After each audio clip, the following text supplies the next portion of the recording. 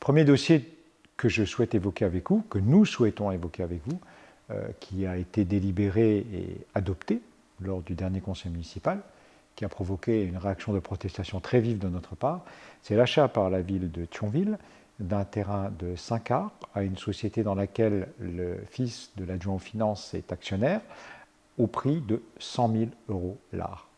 100 000 euros l'art. OK. L'argument est de dire que les services des domaines, les services fiscaux, ont validé ce prix.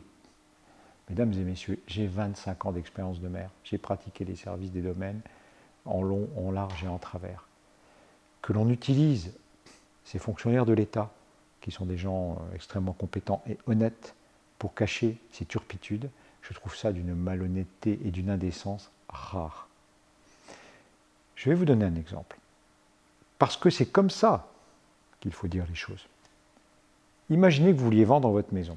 Vous avez un agent immobilier qui vient vous dire elle vaut 1 million, ou 500 000 euros. Bon, mettons 1 million.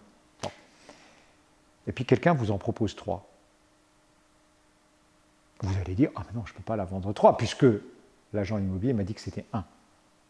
C'est exactement pareil. L'avis du service des domaines est un avis purement consultatif, qui est fondé notamment sur ce que la ville va donner comme information. Et pour avoir examiné certains avis des domaines, je peux vous dire que les informations qui étaient données au service des domaines sont trompeuses. Du reste, nous allons rencontrer les services des domaines pour avoir une discussion avec eux. Parce qu'ils ont été abusés.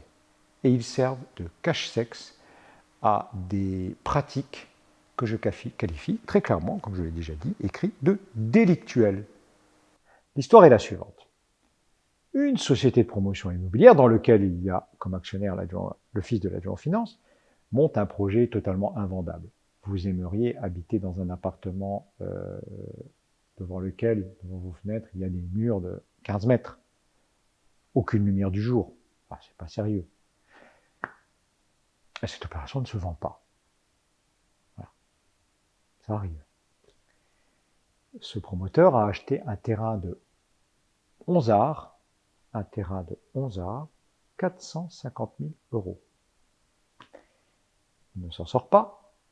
Alors ils vont vous expliquer qu'il y aura des réservations, etc. Ça c'est pipeau.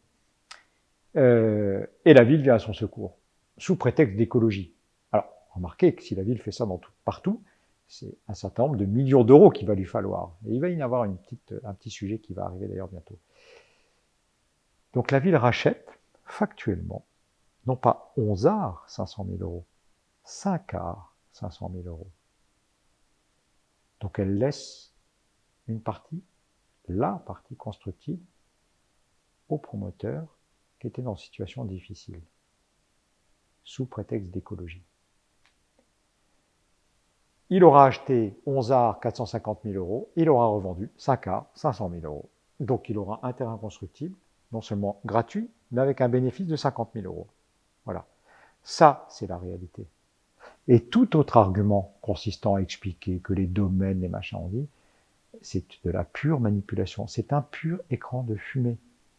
C'est une farce destinée à vous faire croire que votre argent, que vous payez avec vos impôts locaux, est bien utilisé. Non, la ville a dépensé dans cette affaire-là un minimum de 300, 400 000 euros pour rien. Et pour faire plaisir, notamment à un des associés de la société en question, qui n'est autre que le fils de l'adjoint aux finances de la commune. C'est parfaitement indécent.